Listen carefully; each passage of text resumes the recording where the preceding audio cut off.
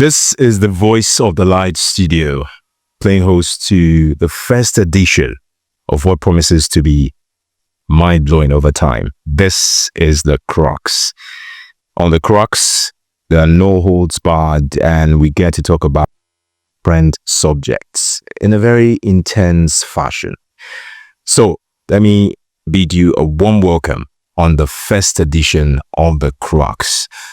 I'm your host. My name is Fortune Marshall. I'm a voice actor, a poet, and many things, media friendly. I have my friend joining me on the CRUX. That is the Dynamo. Dynamo, how are you doing? It's an honor to join you, Fortune, on the show. And just like you said, this is the CRUX, and it's coming live from the Voice of the Light studios. On the CRUX, what do? We have conversations that are enriching, that are definitely enlightening, and most importantly, that address issues of national interest. You know my name already, but just in case you haven't met me, my name is Owokoniran. They call me the Dynamo. I'm a lot of things, but people would actually regard to me as an iconoclast, because when it's conventional, I don't like. So, come on the show. Can I say you are, not born for the tradition? I don't like it. You don't like it? Actually, you like doing it differently? I actually think that one of the reasons we are in this messy situation in our nation is because over the years, we have not thought of new ways of doing things. So we have a special guest. So we're starting off with a very prominent individual within party circles, in Nigeria. Today, people talk about the APC, the PDP, and then the third leg. But for all I care, this is the main opposition party in this country. And that's why we have someone who is the current Secretary of the Southwest for the People's Democratic Party joining us on this edition of the CRUX. He's a former commissioner for housing in Lagos, is a frontline politician, is a man of many things. And his name, strikes you at first when you hear his name. I think I would just allow him do the honors of telling us his name and why he's called that Sunday. That's one thing that strikes me, as we launch into the conversation on the CRUX. Good to have you. Thank you. And good morning to you. My name is Honorable Rahman Akon Owokoniran. Owokoniran is my family name, adopted after the success of my grandfather. The family's name actually is Akoni. And Owokoniran simply means money has no family. It can happen to anyone, provided we work hard for it. So more like generational wealth. Exactly. So have you benefited from that generational? Oh yeah, you can say we were well trained, well brought up to appreciate what hard work looks like, and that you don't have to be dependent on the family or anyone. So that much benefit we got. Now, before we launch into, the big talk and, other talking points on the CRUX, let me ask. People say you're a frontline politician. I've, checked too many things online, and that's, that pops up every time. Why politics for you? I'm sure that you've done many things over time, but it looks like you've keenly taken interest in politics. Is it because there's so much money in politics and then people get to do little? No, really. Politics for my own generation was not about money. We worked tirelessly for the interests to serve. That's what we got from the likes of Chief Obafemi Awolowo, Alaide Akonde in Lagos. As a matter of fact, when I started my tutelage under Alaide Akonde, give you assignments, invest your resources and everything, and you come back with a good result, you will want to come back with the best of results to have his appreciation. And all you get is a handshake. And that handshake is good enough for you that, I'm going to get another assignment. So that was what politics was about to us. It wasn't about money. It was about the difference we can make in the society. And that is one of the things that's the major thing that kept people like me going. Because until today, you go to unknown areas and people begin to show appreciation of the role you are playing. Some of them have read through some of my articles, and they are fascinated by the kind of language, by kind of positions I was taking. And for me, those are good things. At least it is hopeful that things can still get better. I'm sure that, the Dynamo has a couple of questions for you, but, just like I said, before we launched it, these are the opening statements from you. You talked about politics being about service, based on what I can infer from your statement there. But then you ask, are you impressed with the kind of politics being played in Nigeria today? Because it looks like it's more of a parochial version of politics. Definitely, I am concerned. I'm concerned about the direction it has taken. And that is because we are not addressing the neighborhood issues that can give a positive direction to our politics. Rather, the leaders who are supposed to give this kind of direction I always say it, that the best person that I could have given this nation a direction was Chief Obasanjo. He came there to position power from the prison without spending money, without anything. The country gave him the opportunity to be the president. But the challenges of that, we got to a point from the previous experiment whereby people felt that a wrong has been done. It was incumbent of him to start correcting those wrongs. It was incumbent of him to have allowed Nigeria adopt a constitution that is acceptable to all the groups. He missed it when we were not able to do that under his watch. And the next person to have given it a chance was President Jonathan. And what happened to it? It was set aside by Buhari, and even the present government is not looking at it. If we continue to use that constitution, it's leading us to nowhere. So that constitution was Abacha's making, was a military making. So it was not in any form addressing. So you're saying this constitution is useless? This constitution will not serve us, will not serve our democracy. That's what I'm saying. Okay, Honorable, I know that at different times we'll talk about Nigeria and then we'll still come back to you. So let's chronicle your political odyssey, if I might use that expression. I know that you've had an opportunity of being a House of Assembly, member. That was in 1983. Yeah. Under UPN. Yes. And then you move from there, acted as the DG and then the commissioner, occupying two different, portfolios. There was a time you were, the commissioner of housing at a point chieftaincy entitled under the same government, and then you became DG to different individuals, Tinubu, Atiku, Lamido, all of these great Nigerians. So your political experience, particularly prior to 1999, that is from 1993 where you really served, you've worked as a lawmaker, you've had a bit of working within the executive as a commissioner, and now as a major player within a party setup. Tell us, what has changed? Or should I say that, what do you think Nigerian politics is like from those experiences that you've had? It's like, well, I don't see a steady hand in the way we handle the politics. Like I said,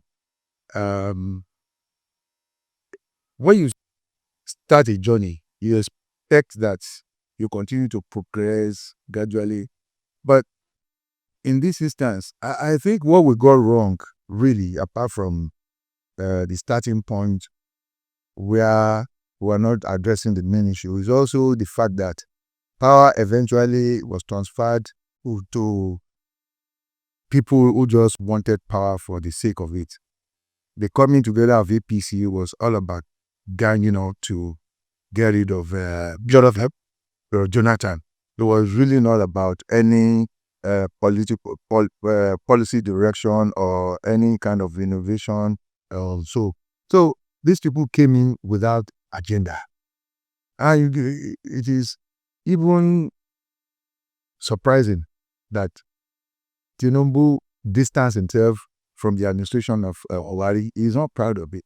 And I'm sure, God forbid, an APC government comes into power again, they will distance themselves from. So for them, it's all about Emilokon, it's my turn.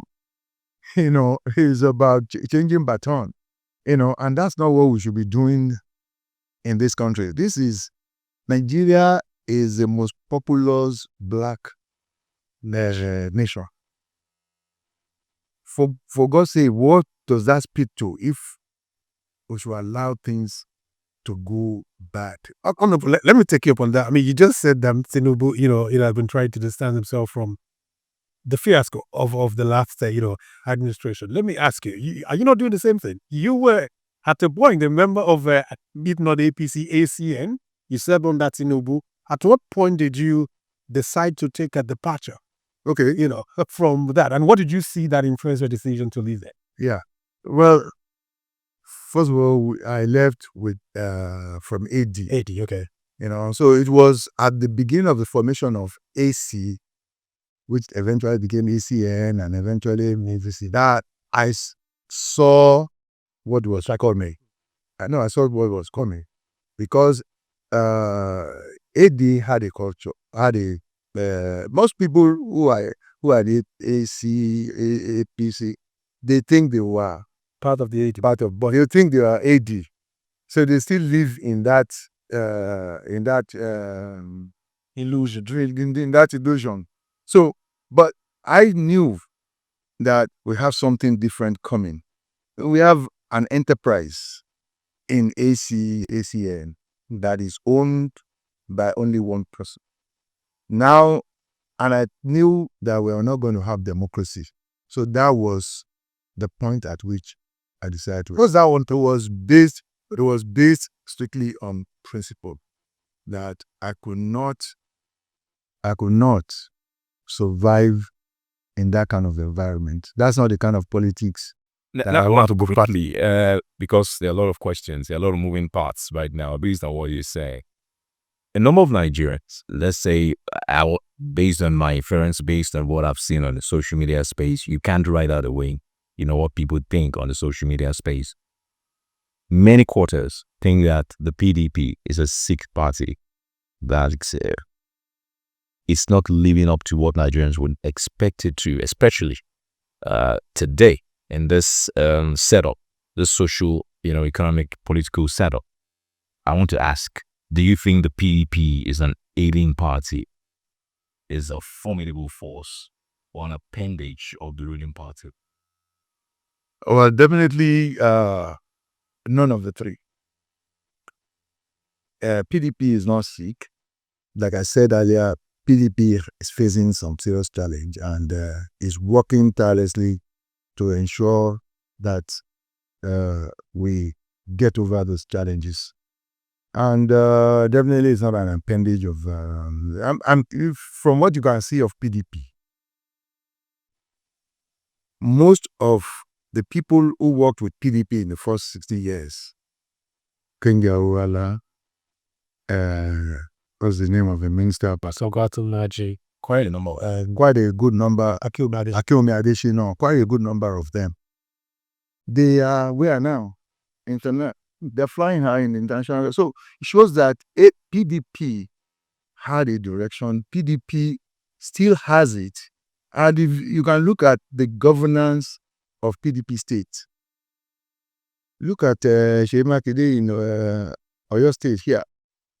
You cannot compare the revenue being generated in Oyo State with that of Lagos. But look at what good use he has put into. And every uh, investment or every program that he had put in place was to enhance the people of Oyo State. We can't say the same for Lagos. Most of the schools left by Jack Only. Most of the schools left by Jack Only. They are no longer, I think 1/3 was left for government, while most of the others had been returned. You say that nothing is wrong with the PDP. Perhaps there's a problem somewhere. Maybe you don't want to spell it out clean, but APC is apparently overrunning these PDP territories. They took over Edo, took over Ondo, and they've laid a big claim out there that they are going to overrun Oyo and Osun State. Don't you think PDP is losing whatever is left, or that makes meaning to Nigerians? No, that is not correct. See, the Edo State, we knew, it was a daylight robbery. How come the beavers was not working in Edo State? So what the ruling party is doing with INEC was to undermine our democracy. And we said the same thing in Ondo State, where the INEC already knew, how to what to do to influence. Most of the areas where we are strong, the voting materials, they don't get there in time. And in some places, there was shortage of those materials. Whereas in their own stronghold, every party have their stronghold and the weak areas. And in their strongholds, and then the turnout is also an indication that the people are not happy with the way the system is running. So these are the things that we need to address. It's not about the weakness of the PDP as a party. It's about what the destruction the ruling party is doing to our democracy. I don't know if Didano shares the sentiment with me, but you know that people feel that PDP has been emasculated. And that's why I'm posing that question, that you don't have that much time left. If we keep trading games, then you would never have a formidable opposition. What we might have, in future will be a one-party system. I think I agree with what you've just said, but I think the question I'm going to actually just pose to Honorable is this: prior to 2015, when some of your major bigwigs left the party to form alliance with the opposition, then the party seemed to be thriving. As a matter of fact, it was said that some very big members of your party have said that you would rule Nigeria for about 60 years non-stop. And maybe that was actually taking it too far, because some people actually felt slapped in the face, by even that assertion. But you look at those people who actually left the party. I can mention names. We had the likes of Atiku, Saraki was there, and a couple of other governors, as it were. They are the ones at the moment that are probably still trying their best to come back to the party and maybe enjoy what I call, how do I say that? Maybe try to lead the nation. Does that not reek of hypocrisy? Because they killed the party in the first place. So why are they coming back? And it feels like it looks as if PDP is handicapped. You can't do anything without these people. Am I right to make that assertion? Look, the party is made by many strong elements, including these individuals you were mentioning. And anybody could have made a mistake sometime. And, they can now come around and say, look, let's correct this thing. So, and everybody will have the role assigned to them to play. So, in the case of former Governor Saraki, it's still a factor in Kwara State. And most of these other people, they are still factors to reckon with in their various states. I believe that their coming back will only enrich the party, not the other way around. The party's attitude to reconciliation is that everybody that have been, for whatever reason, it's time for us to reconcile and move the party forward. Because the only hope that Nigeria has today, to have decent, or well, maybe I should say, to have good governance is if PDP can come back to power. Let's make sense of what is happening within the PDP at the moment. You just said that a move towards reconciliation might be something that would actually serve Nigeria better. But it looks as if the individuals that are coming back or that have come now, they are not coming to help the party to grow. They're coming to fulfill selfish ambitions. And that's a challenge. Don't forget that, at the incipient stage of this crisis within the PDP, particularly leading towards the 2023 elections, one of the major grounds is that some members who stood back, felt, and that made them, work against the presidency of Atiku, was because they said that you can't come back and usurp the structures that you left broken when you left. So at the moment, and if people would still tell you that maybe if Atiku had not contested, maybe somebody else had been allowed to contest, there's a possibility that PDP could have won that election. Do you share that sentiment too? Well, no. What I know from I believe that every politician have their own interest to serve as well. But the larger interest is the party who can win elections. And yes, the party has its own challenges now. All the things you have highlighted, those are the challenges the party have. But one way or the other, we have to settle down. If you want to reach for the moon and can touch the rooftop, I mean, you will be happy. You made progress. You made progress. So that is where we are. And people are quite satisfied to walk along that corridor to make sure that we bring back PDP to a formidable state. Chief Owokoniran, it's such an honor to have you here again. But then, just to make it to flesh out the conversation, Nigerians are worried. They're worried that this is not a democracy that we're preaching in the country. Some say it's a kakistocracy. Some say it's in the hands of the ruling elite. Some say that a lot of question marks on the kind of government that we're running in this country. Let me ask you, you are a frontline politician, like a lot of people know you to be. What kind of government? Really, let's come out quick and tell ourselves the home truth here. What kind of government are we running today, 2024 Nigeria? Well, from my own point of view, I believe democracy is a government of the people, by the people, and for the people. And that's not what we have in Nigeria today. For the first administration, we had nascent democracy.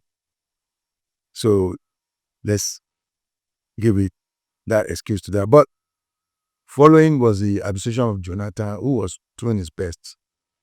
As a matter of fact, I will give him credit, for the advancement, the little he was able to achieve in his own period. But ever since then, the administration that followed with APC, Buhari, and they've killed. Was there a semblance of democracy when Musa Yar'Adua was there, even though it was? Oh, yes, it was. Yes, I said up to. Yeah, yes, there was. It was for him, it was about the people. He was the one who resolved the issue of the Niger Delta. That is from listening. And that's when it was about the people. And I think it was a full step that Jonathan built upon and continued in that direction, do Al-Monkli school too, in order to uplift the youths in the north. So that's where it stopped. What can you point to in the case of Buhari or even the present administration? Do you think Yar'Adua was killed? There was a deliberate attempt on his life? Because everything that surrounded, how he lived and how he went was, shrouded in mystery. It wasn't too clear to a lot of Nigerians how that man, people still look back and say, Yar'Adua gave us a semblance of what a democratic country looked like. Of course, I agree with that position. That's my position too. But I do not, and I cannot speculate to the sense that he was killed. I know that he was nursing some sort of ailments for a long time, even while he was governor. So can't speak to whether he was killed. But Buhari and the APC administration have not given us any sense of.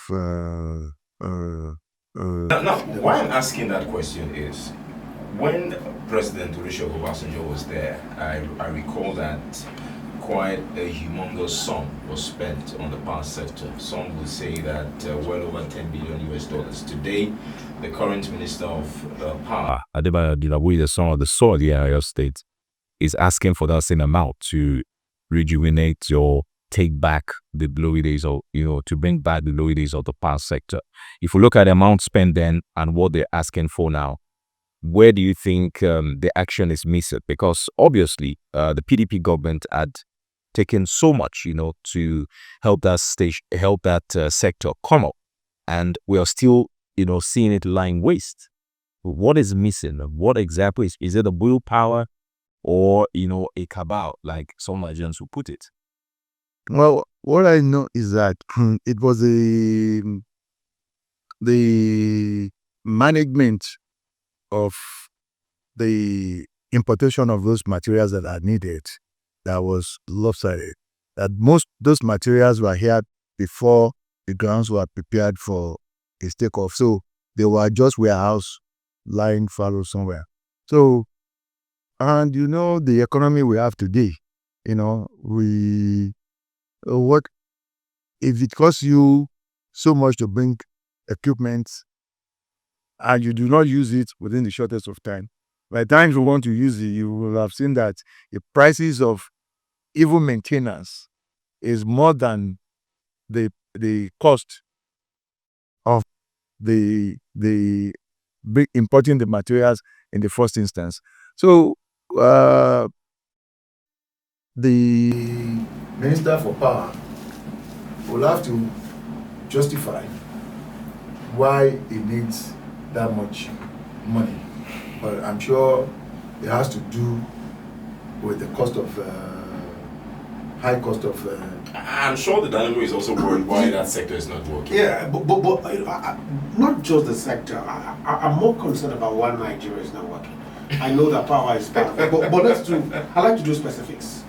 You've tried to, help us chronicle Nigeria, particularly from 1999, where we had President Obasanjo, Yaradua, which to so many people, was the best, spell that we've had, under this nascent democracy of ours.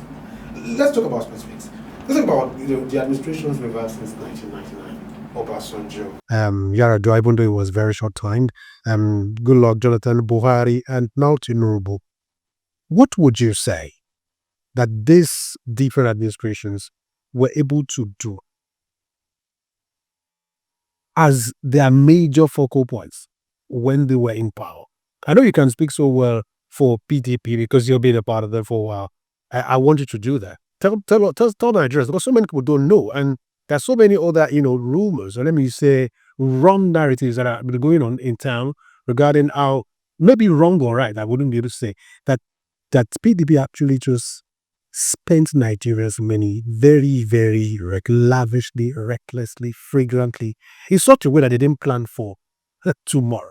So tell us what you think happened in terms of achievement. Perhaps they wanted to move. Yes. So the achievement that we had during that period, and what we've had as achievement, and I know that you might, as an opposition figure, you would probably want to talk about some of the things that are not happening so wide. So you'll still get to that level. But let's talk about what you have seen as positives in all of these administrations. Well, in the case of the first administration, for the hardening of Nigeria with of our debts, that's a major one, and it enhanced our economic growth in this country. And in the case of the economy was very good under President Obasanjo. The economy was good. Even the way he managed the adoption of increment in petroleum when he came in, he ensured that the people were, for instance, the cancelling of the toll gates, that was a relief. Every program that he introduced, he also bring up relief relief measures for the people. So for me, there was empathy. Okay, for the people of this country, he knows what it was about, what the sufferings was about.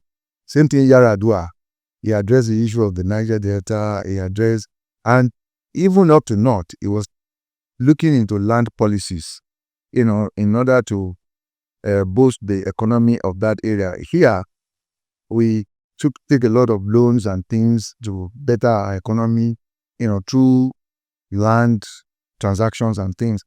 Whereas in the north, the land belonged to area to allocate in one way or other. So he was looking into all those before it was late. And as for for Jonathan, he did a lot, including the issue of the subsidy that we talk about. If we had allowed him to remove subsidy at that time, the pain would have been a lot less, and we would have been reaping the benefits now. Those governors that took him to court to make sure that the excess crude oil or money that he was trying to save for the country, they are the ones that are in APC today. They were led by Governor Fashola and others. Jonathan was going to sit for the raining days. Saraki was part of it. He was the chairman of the Governors Forum. Well, those, I'm not saying they scatter into party, but most of them are in APC. And even, in 2012, when Jonathan was introducing that program, it would be a lot better for Nigerians. They said no. Only for what's the governor of Fayemi to now admit that they were playing politics. Otherwise, they knew that was the best. That was the best decision for Nigeria. So, for the period, and look at the achievements of Adelepon. What's the name of Mr. Additional. Look at what Akinwumi Additional was able to achieve in the short period of his stay, and so many others that PDP brought in. Nigeria was about the people. The PDP was growth. We have surplus, IGR surplus in our monetary savings. So, but in the other case, if we look at the other case round, and our infrastructures were not particularly lacking in development, from that point on. But even the train from Lagos to Ibadan, the one from in the north, those were Jonathan's investment, and it was completed before Buhari came in. So you will have seen that PDP was a government that was mindful of the need for people to benefit from good government. There was something you said earlier about the Constitution, and I think the next question that I would ask will come from there. We've had different opportunities to address that constitutional lacuna that we've had. We've had the Oputa panel, we've had the different confabs that we've had, particularly on the Jonathan. Why do you think that our leaders have been so reluctant to make these changes towards our constitution? For instance, when Jonathan called for the confab, we know that there are so many people who did that honor that invitation. Some of them are in government today. But Jonathan himself, did he not find anything appealing in the Oputo panel that he could have actually, also more that confabs that we had before his own time, that he could have implemented And I think as at then he enjoyed the majority in terms of people that were in the legislature that were in his party. How come he wasn't able to mobilize them to be able to redefine the constitution in such a way that it serves Nigerians? Because at the moment, the constitution we're run by is not serving Nigerians. I think it serves more of the people within government than it serves Nigerians. Well, it is very complex. It's not just about Jonathan. It's about all these, all the administration even after him. As long as we have the structure of Nigeria the way it is today, it's going to be difficult because it is usually the North versus South. Anything you want to change must not touch the advantage that either the South has or the North has. That's where we are. And that constitution was drawn by the military in a way that it will keep them in government even when they outside government in perpetuity. So unless we change they will change the constitution, this assembly or the National Assembly or the State Assembly, they cannot handle it. It will take 100 years for us to get that close. Look at the issue of local government autonomy. Our president was a governor of a state. He didn't see it fit to give them autonomy at that point in time because he's reaping all the advantages, then. So why should he give them? But now he's at the center. Honorable, I like the fact you pointed this. That was the question I was almost, going to point at. It looks like there's something about the Nigerian system that doesn't allow outliers to thrive, noble ideas or noblemen to thrive. If you imagine what Ngozi Owokoniran is doing with the World Trade Center, when she was formerly of the World Bank, what Akim Additional is doing with the AFTV, you realize that while they served, it looks like nothing much happened. She was, Owokoniran, a brilliant woman, outstanding woman. But Nigerians, can't really, because I think for Nigerians, it's not about the technical or the political jargon. It's about what is on my table. That I can see. How verifies this government reflects on what I can see as an average Nigerian. You once said in one of your exclusive interviews that whether we run a presidential or a parliamentary system, nothing is going to matter except, we redefine our constitution or look at the tenets of democracy, which in your words must be respected. Now, those are talk in running that ground are the politicians, and you are one.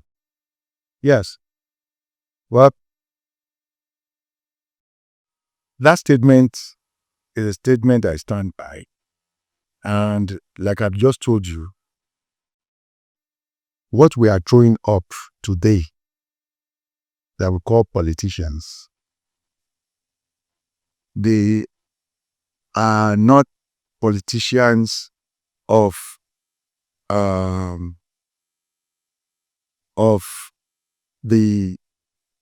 old generations. They are the new generation politicians, Gen Z kind of politicians. That is who they are. They are only interested. Getting there for them was all about investment. They are transactional politicians. So it's about investment. By the time they are coming, do you even know how they raise the money that brought them into the job? They must refund that money. So their loyalty is to that money and those who made it available, not the people. And unfortunately, we have not been able to raise an alternative party that would be, that will address those fundamental issues. Because in the struggle to have competition, to have competitive election, you have to adopt some of these transactional politicians. And when they get into office, they are bodies, regardless of which, they become bodies, regardless of which parties that they have for you. You see, the question I'm asking is what is going to make our institutions stronger? Like we've seen in other Western countries where things are happening when, politicians can't just wake up in the morning and try to moron everyone else. Is it that we must sit again like we've done in the past and all of this gathering does somewhere? Or what alternative? How do we make our institutions better such that they are stronger than all the corporate politicians we have today? Well, that is the direction we have to go. We have to strengthen our institutions. How? How do we do it? Most of the countries that we have been able to do it. It was the leadership.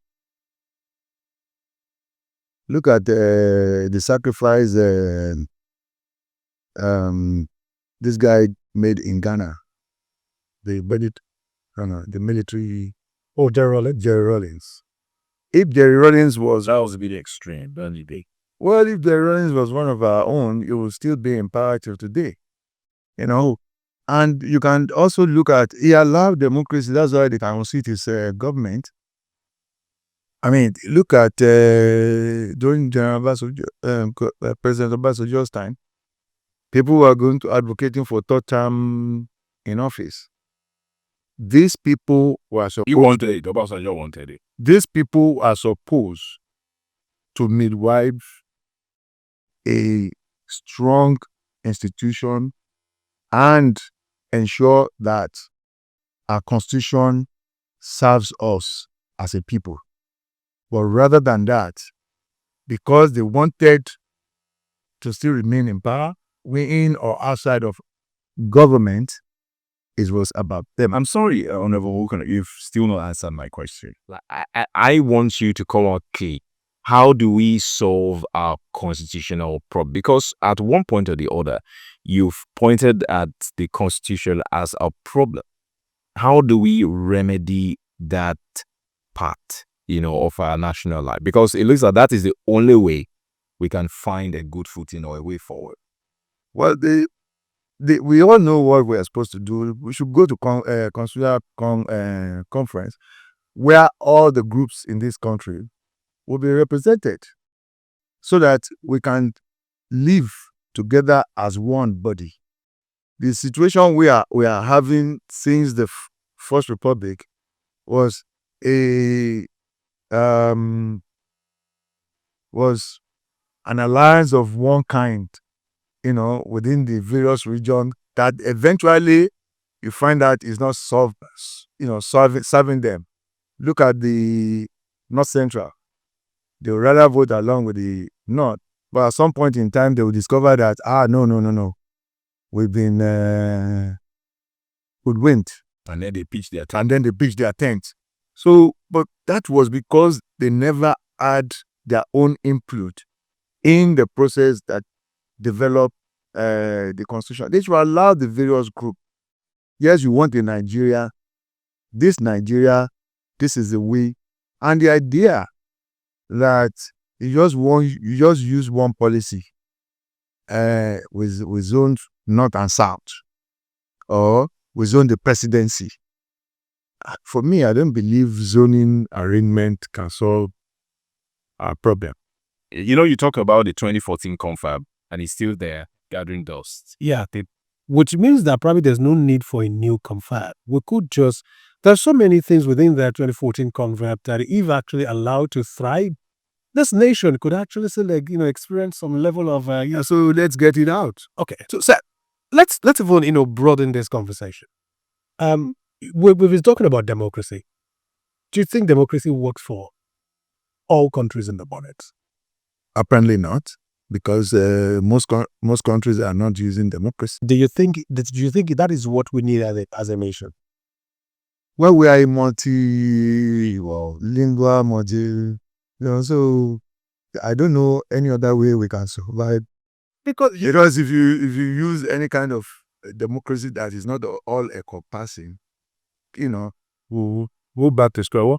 The question, we have studied these different forms, but I can use that to assess whether democracy is safe or assault. if you think that democracy is still the best bet for us, the question then will be that, are we practicing democracy? We're not. Okay. So how do we get ourselves as Nigerians, and particularly those of us that actually, are within the corridors of power, how do we truly, practice democracy? What does it take? I mean, these are individuals that when they want to contest, you see them chanting the names of those that we know as heroes. They'll mention Awolowo, Hami, and I used to joke about it, that I've been able to travel across the length and breadth of most Southwest states, including the ones that you can call Edo, Kwara State, Kogi. There's none of those states that you would not find Baba's footprints, imprints, and everything. How come the ones that probably all of a sudden they have become messianic figures, within our political circles? How come they don't even have anything you could actually trace as footprints? And that's because they're not leaving any footprints, right? No, look.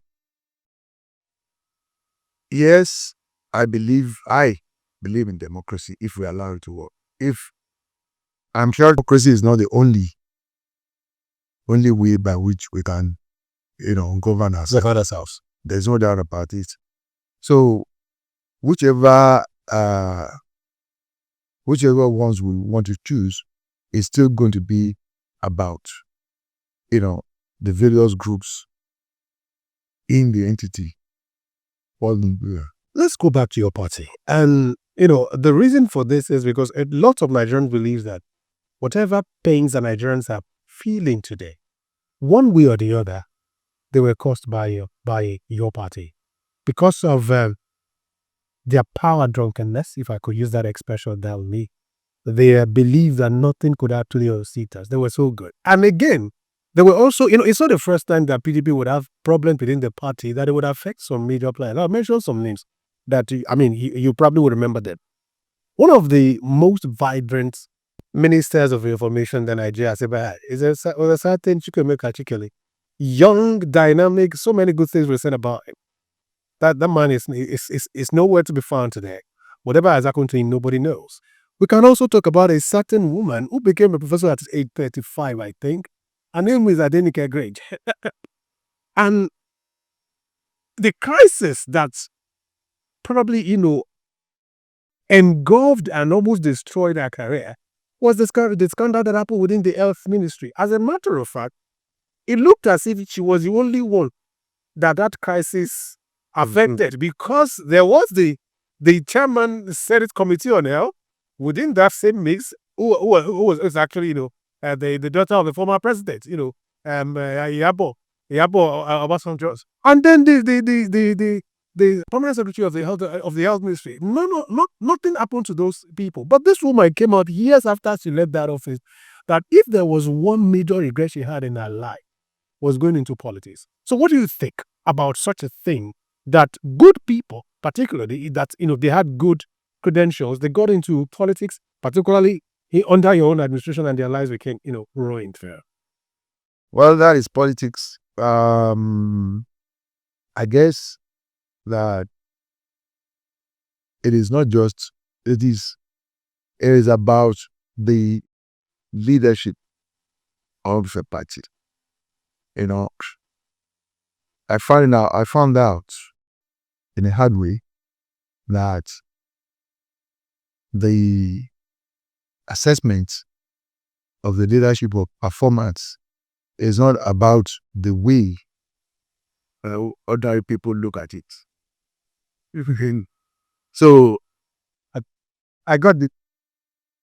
So it's not about the way you look at me. There are unseen other constitutions that goes with it.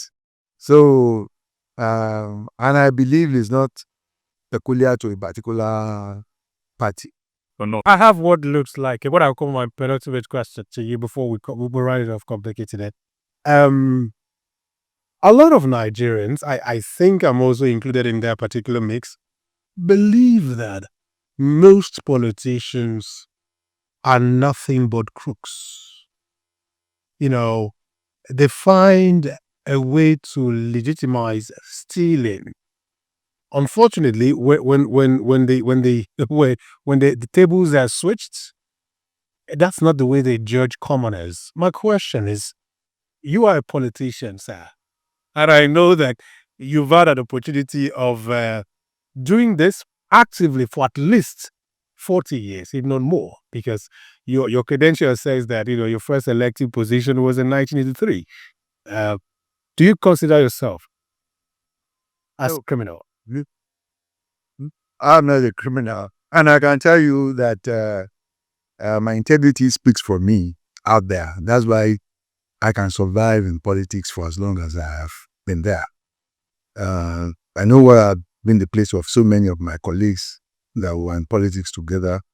The older, those the younger ones. But let me say that I don't agree that most politicians are criminal. I think the greatest challenge we have is in the navigation of the whole organization that we have. And I say this with all sense of responsibility, that unless the leadership gives the direction that is right. Look at Dubai and the UAE states. It is the leadership that produces Dubai. It's not the generality of travel. I will always say that it doesn't make 1,000 people to do the right thing. Just 5 or less, will give the direction, and you have a.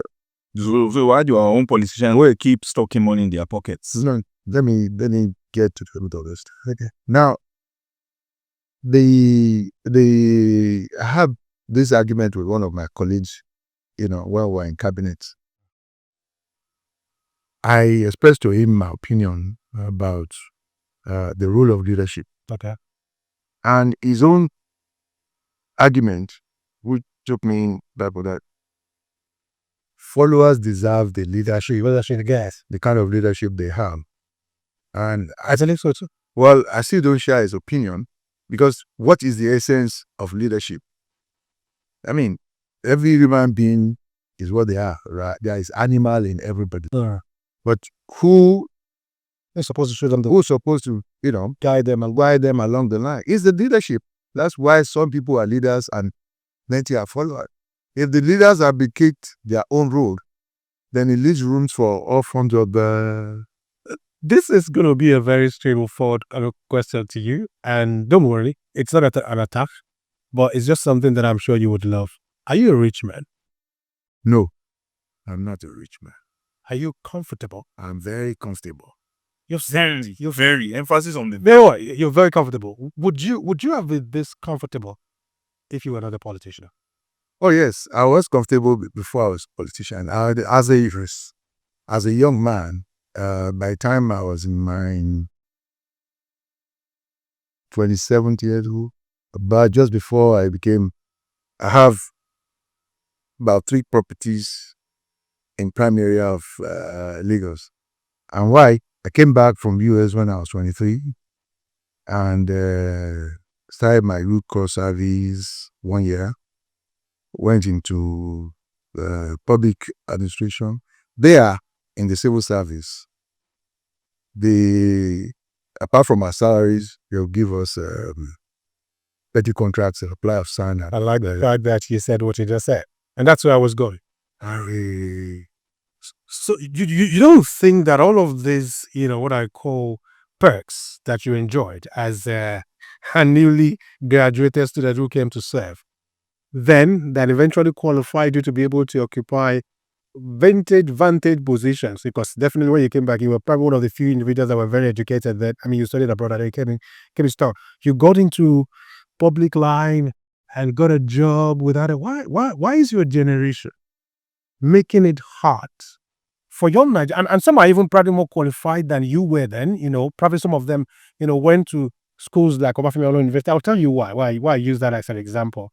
I went to that school, and I said 17 years ago, when some of us were there, I was having my bath with worms in the morning because it was always dirty. And some of us still struggled. You had to be in class as early as 6, sometimes 5. Sometimes you have to sleep in that class to be able to, because that class was not supposed to occupy more than 300 people. Then you have more than 5,000 for coming for that course. And why, with all the stress that these individuals have gone through, and that's a long time ago, imagine people that are going there now, it'd be worse off for them. Why is your generation making it hard for those young individuals? Well, I don't think our own generation had it that easy as well. It was easy. It wasn't easy. My father will tell me that you are here. If he couldn't, if he didn't want to eat chicken, they pay him. Was that a lie? Well, I didn't attend there.